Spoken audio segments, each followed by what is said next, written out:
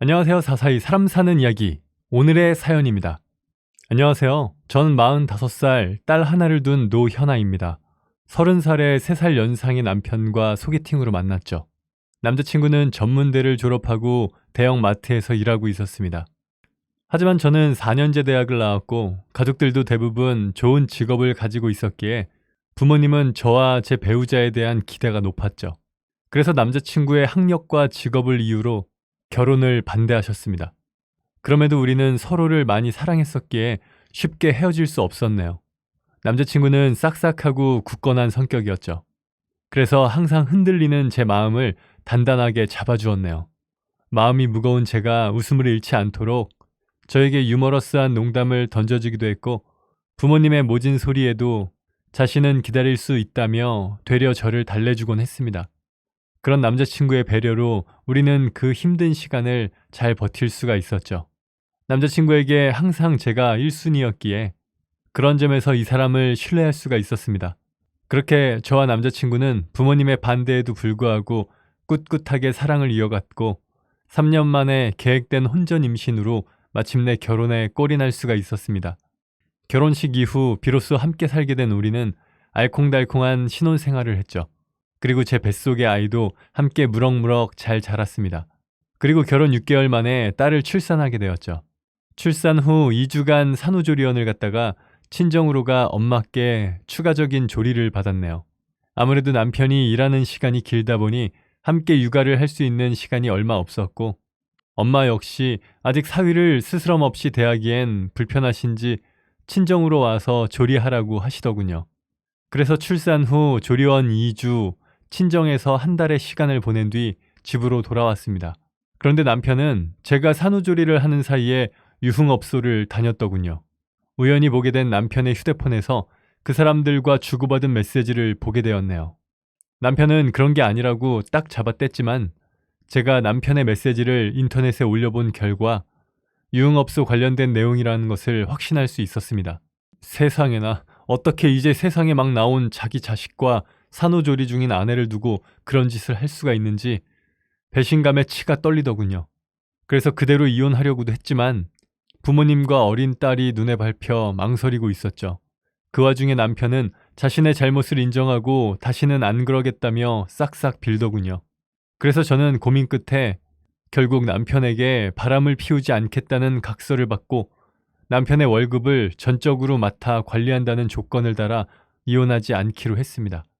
출산 후 오랫동안 남편 혼자 외로운 시간을 보내기도 했고, 제가 아이에게 정신이 팔려 남편은 전혀 신경 쓰지 않은 것도 사실이었으니까요. 그렇게 해서 일단 어지러운 상황을 그럭저럭 정리할 수 있었네요. 그 이후로는 비슷한 일 하나 없이 행복한 생활을 할 수 있었습니다. 육아는 힘들었지만 아이는 말문이 트일수록 애교도 많아졌고 남편 역시 그런 아이로 인해 즐거워했죠. 물론 여전히 불규칙한 주 5일 근무를 했지만 그것을 핑계로 가정에 소홀하지는 않았네요. 남편은 자신을 쏙 빼닮은 딸을 그렇게나 예뻐했습니다. 남편이 쉬는 날이면 아이와 함께 놀러 다녀오기도 했죠. 아무래도 평일에 남편이 쉬다 보니 혼잡한 주말을 피해 나들이를 할 수 있다는 것이 좋았습니다. 또한 남편 덕에 마트에서 물건도 싸게 구입할 수 있었죠. 아무래도 직원 할인도 받을 수 있고 세일 행사 또한 남들보다 빠르게 알 수 있었기에 비교적 좋은 상품을 사면서 절약도 할 수 있었죠. 그렇게 우리 부부는 평범하면서도 화목한 가족으로 다시 잘 지내게 되었습니다. 그러다가 딸아이가 4살이 될 무렵 제 동생이 결혼한다는 소식을 듣게 되었습니다. 여자친구와 우리 집으로 인사를 오겠다 하더군요. 직장 사내 커플이던 동생은 주말에만 올 수 있었고, 반면 남편은 직업 특성상 주말에도 일을 해야 했죠. 그래서 어쩔 수 없이 남편은 다음에 만나기로 하고 딸과 함께 동생 내외를 맞이하는 수밖에 없었습니다. 남편은 이후로 다시 시간을 맞춰 만나기로 했고요. 그리고 남편은 동생 상견례 때에도 참석하지 못했습니다. 물론 결혼식에는 따로 휴가를 내 참석했죠. 그렇게 동생은 무사히 결혼을 했고 우리 집에도 새 식구가 생겼습니다. 그런데 결혼하고 보니 옳게도 그냥 요즘 사람이더군요. 시댁은 오기 싫어하고 친정 가는 건 좋아하는 것이 제 눈에도 보였습니다. 명절에도 차례 지내고 나면 빨리 친정으로 가고 싶어 했고, 요즘은 설 추석에 양가를 번갈아 간다며 동생에게 그렇게 하자 하기도 했다더군요. 엄마는 그런 올케를 서운해하시긴 했지만 당신 역시 딸이 있는 입장이다 보니 이해하려 애쓰셨죠. 그리고 저 역시 시댁이라는 곳이 며느리에게는 얼마나 부담스러운 곳인지 잘 알기에 엄마를 설득하며 올케를 이해하려 노력했습니다. 그렇게 서로 이해하고 보듬어주면서 지냈기에 새 식구 또한 무사히 적응을 했죠. 그런데 동생 부부가 결혼한 지 2년이 넘어갈 때쯤에 설날에 우리 가족이 시댁에서 설을 쇠고 친정에 갔더니 동생과 올케가 우리를 기다리고 있더군요. 반가운 마음에 올케에게 물었습니다. 아직 친정 안 갔어? 그런데 올케가 하는 말이 서연이 보고 가려고 기다렸죠. 하더군요. 그러면서 동생 부부는 우리 가족과 함께 하루 더 시간을 보내고 갔습니다. 저는 그런 올케의 마음이 너무나 고마웠네요. 명절 내내 준비하고 지내고 하면 빨리 친정에 가고 싶었을 텐데 우리 딸을 보고 가겠다고 기다려줬다니 기특하더군요. 올케를 이해하라며 엄마를 설득한 것에 대한 보상을 받는 것 같았죠. 그리고 딸아이도 외숙모를 잘 따랐거든요. 올케가 딸아이를 살갑게 대했고 자연스레 외숙모랑 친해졌죠. 그렇게 우리는 별탈 없이 화기애애한 가족이 되었습니다. 그리고 동생 부부가 결혼한 지 3년이 지나면서 드디어 올케가 임신을 했네요. 온 식구가 축하하면서 임신 기간 내내 올케에게 신경을 썼습니다. 우리 부부는 남편의 마트에서 좋은 고기나 과일을 구해 보내기도 했고 부모님은 좋은 보약을 지어 보내주기도 하셨죠. 산딸이 2달 정도 남았을 즈음의 명절에는 올케에게 오지 말라고도 하시더군요. 만삭이 다 되어가 조심해야 할 때이기도 했고 출산 후에도 올케의 건강 회복이 최우선이라 생각하셨으니까요. 하지만 올케는 아이 낳고 나면 한동안 못 올 수 있다며 부모님 댁으로 왔고 이후 우리 가족도 합류하여 행복한 명절을 보냈습니다.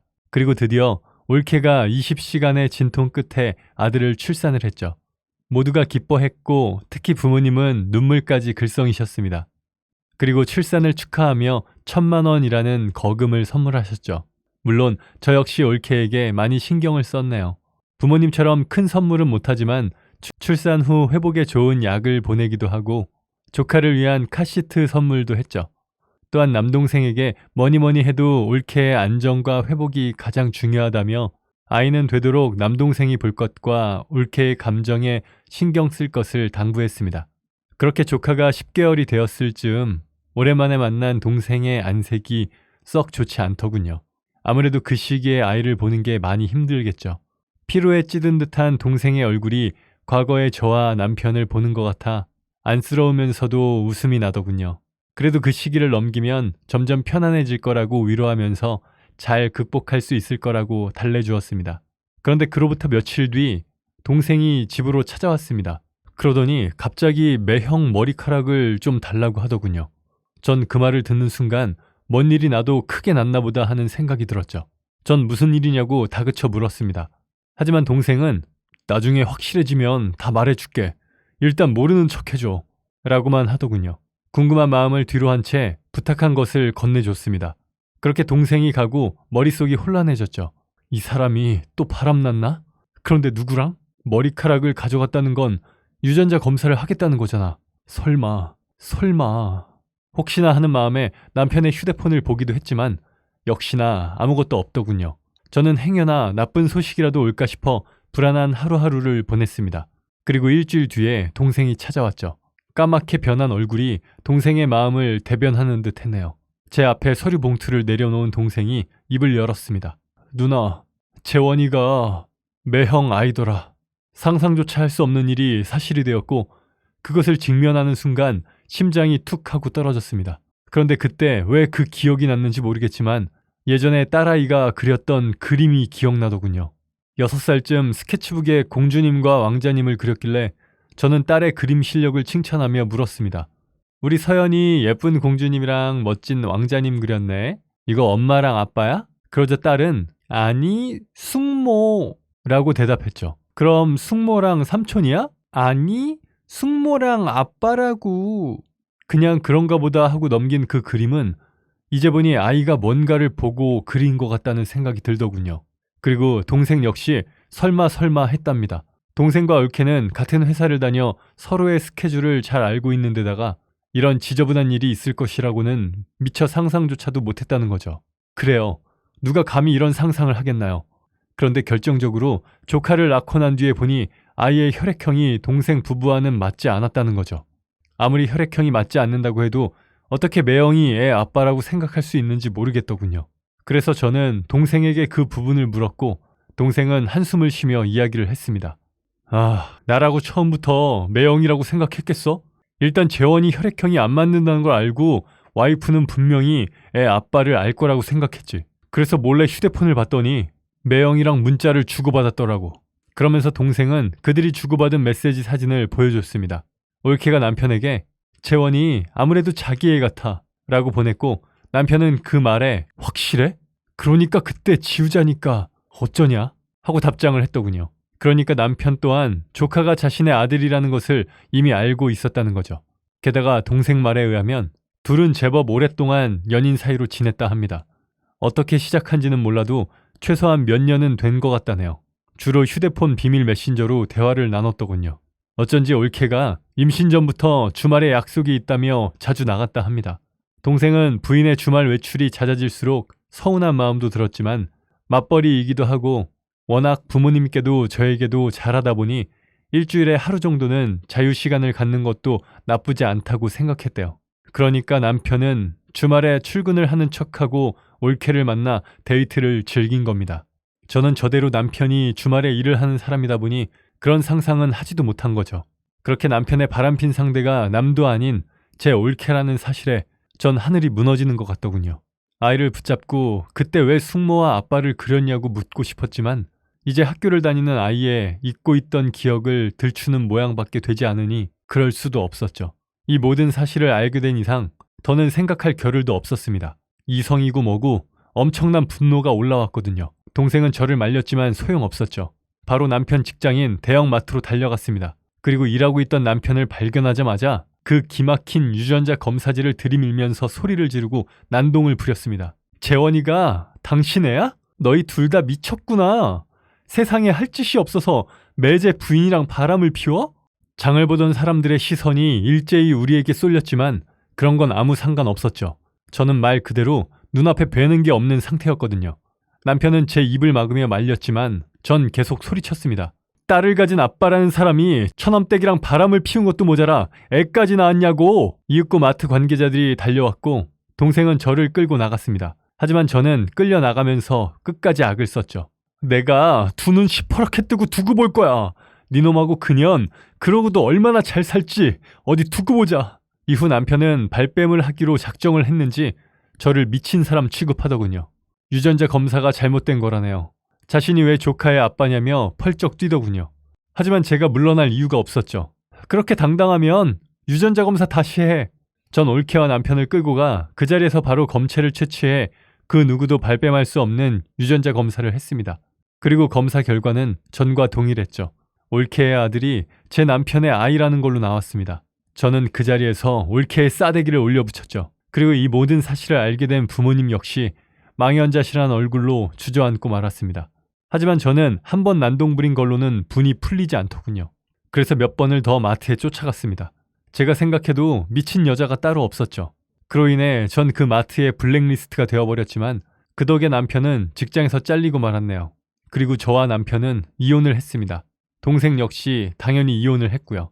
저와 동생은 각자의 상대에게 위자료 2천만 원씩을 받았습니다. 그리고 동생은 재산 분할할 것이 없었지만 저는 작게나마 재산 분할을 받았고 양육비 또한 매달 60만 원씩 받기로 했죠. 이후 올케 역시 다니던 회사를 퇴사했다더군요. 아무래도 동생과 같은 직장이다 보니 이혼 소식과 이유가 아름아름으로 퍼졌다네요. 그래서 올케는 휴직 중이던 직장에 복귀할 수 없었다 합니다. 그렇게 저와 동생은 이혼을 했지만 우리 가족 모두는 그들에게 뒤통수를 맞은 충격으로 한동안 힘든 시간을 보냈죠. 게다가 전 올케와 전 남편은 혼인신고를 하고 같이 산다 하더군요. 뻔뻔스럽게도 말이죠. 둘 사이에 애가 있으니까 그럴 수도 있겠다는 예상은 했지만 막상 들으니 너무 기가 찼습니다. 우리 집안 식구들의 인생에 그런 난도질을 해놓은 두 짐승이 어떻게 보란듯이 같이 살 수가 있는 건지 그들의 행동에서는 일말의 양심의 가책조차 느낄 수가 없더군요. 다만 우리 가족의 삶을 송두리째 무너뜨려 놓았으니 전 남편이나 전 올케가 직장을 잃게 되는 건 당연한 그들의 업보라고 생각했습니다. 이후 전 남편은 재취업을 위해 다른 마트에도 기웃거려봤지만 제 난동의 여파가 너무나도 강력했던지 다른 쪽에서 일하기도 힘들어졌다 하더군요. 하지만 먹고 살기는 해야겠으니 결국 택배 일을 시작했다 하네요. 자신의 차를 살 돈이 없어 직원으로 들어가 월급을 받으며 일하고 있답니다. 그리고 전 올케는 집에서 아이를 보는 것 같더군요. 전 남편의 부모님은 시골에 사시고 전 올케의 아버지는 딸의 파렴치한 행동에 충격을 받아 인연을 끊었다 합니다. 그러다 보니 애 봐줄 사람이 따로 없어 애엄마가 아이를 볼 수밖에 없는 상황이겠죠. 저는 그 둘을 생각하면 속이 뒤집어졌지만 이미 엎질러진 물이고 이혼까지 한 마당에 더 이상 어찌할 수 없는 노릇이었습니다. 그리고 그 둘이 상처를 준 건 비단 어른들만의 일은 아니었죠. 아직 어린 딸 서연이까지도 아빠로 인해 깊은 상처를 갖게 되었습니다. 이제 초등학교 3학년이 된 아이가 숙모랑 아빠가 같이 산다는 걸 알더군요.